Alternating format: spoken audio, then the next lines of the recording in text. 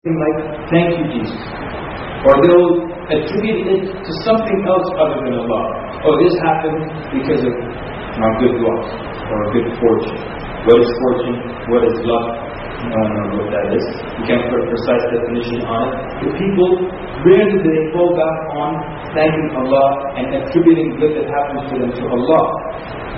And so that's why then shirk is such a major sin, that Allah does all this for you, and then you thank other than Him. Or you don't even thank Him, you attribute it to yourself. Well, ultimately, part of what you did was part of the reasoning behind why you got the good blessing or the good thing, but ultimately it came to you from Allah, because Allah could have had you switch places with someone else in another corner of the globe, and you could be in a dilapidated village with nothing and no wealth.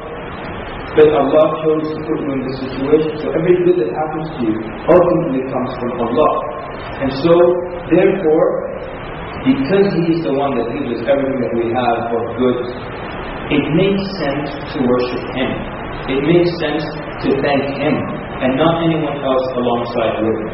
So let me explain why is it that we need God. And as people become self-sufficient, as people become stronger, as they become more proud of themselves, as they become arrogant, they feel less of a need to depend on Allah.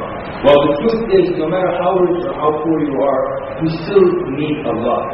And there is not anyone on the planet who is less of a slave of Allah than anyone else, or is less in need of Allah than anyone else.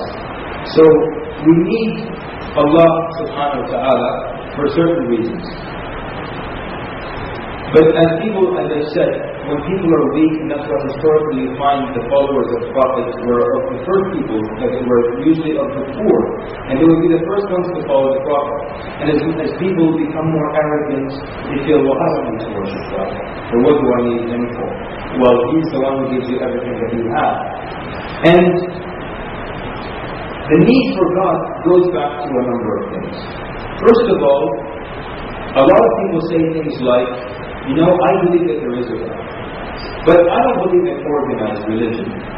I don't know if that means they would like to believe in a disorganized religion, but I don't believe in organized religion. There is a God. What I'm going to do, I'm just going to be good. And if I'm good, God will take me to paradise. The question is, ladies and gentlemen, the question is, what is good? What is good? Who determines what is good and who defines what is good? And I'll tell you from personal experience. I used to live for 2 years in a country in Central Africa. My father was stationed there, and the country which shall remain unnamed. In that country, there was nothing wrong with stealing. It was not reprehensible, and it was not punishable by law. There is nothing wrong with stealing whatsoever. So if you caught someone stealing in your home, it was no embarrassment, there was nothing wrong with it. If you wanted him to be punished for that, you have to pay the police to take him to jail. Even though he stole from you. You caught him wearing your suit, and he had the fistfuls of your cash and your wife's jewelry and everything. But nothing was wrong with stealing in that society. And I'll tell you one time, we were in the marketplace, I was with the chauffeur, and suddenly he started looking for his wallet. Someone had just stolen it, or there was a pickpocket in the vicinity. So he started looking for his wallet, and then he found it in the hand of the pickpocket. So he takes it from the pickpocket as he's smiling. It was kind of like, you take the wallet from him, and the pickpocket looks like, you got me. Not a problem. And everybody else was looking at this, they were observing this incident, and everybody was laughing.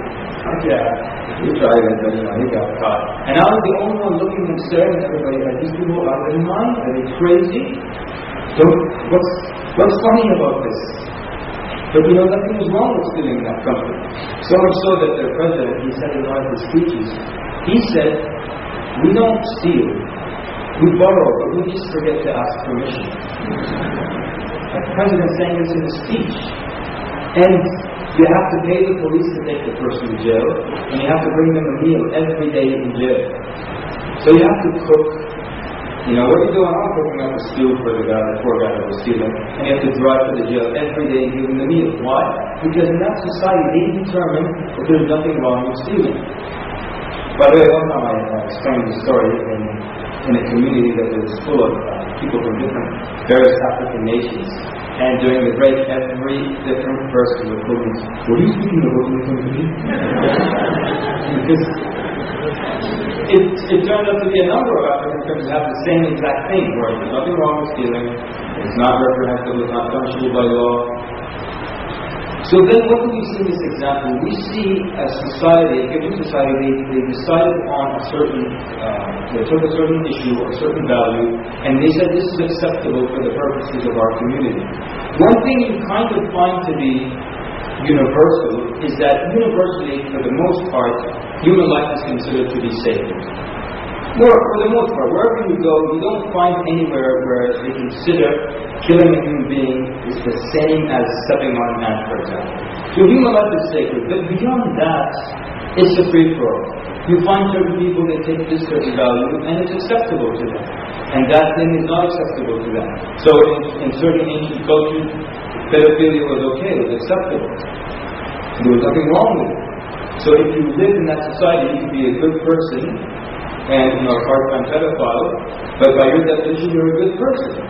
And I give examples closer to home, where, for example, now, there are certain things in society, and at least I can speak for the United States, so that way I stay safe with the Canadians. In the United States, there are certain things that are not acceptable that have become replaced with euphemisms, and they've been given a new definition and have become acceptable. So, for example, you don't find young people in the States saying, "Well, I fornicated last night." They don't say that. They give the euphemism in its place. They make it sound good. They make it sound innocent. So what happens? We make love. So it's like we made hearts and Hallmark cards and little music, and we just pass out love, Very innocent and very nice. Or we slept together. Does it get any more innocent than that?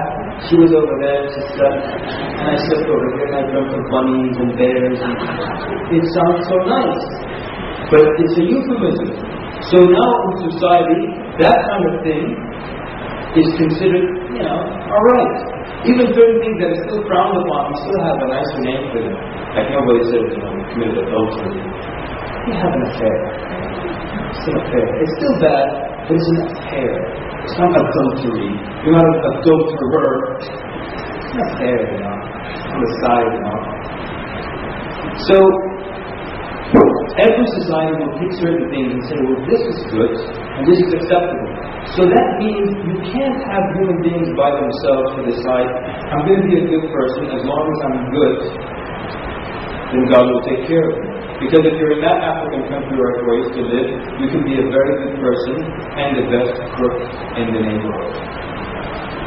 But you might do something that you think is good, but it's actually reprehensible or horrendous in the sight of Allah. And that's why human beings need Allah to tell them right from wrong. Need Allah to tell us about these things.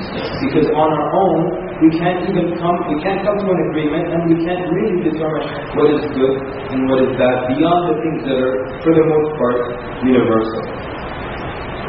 So,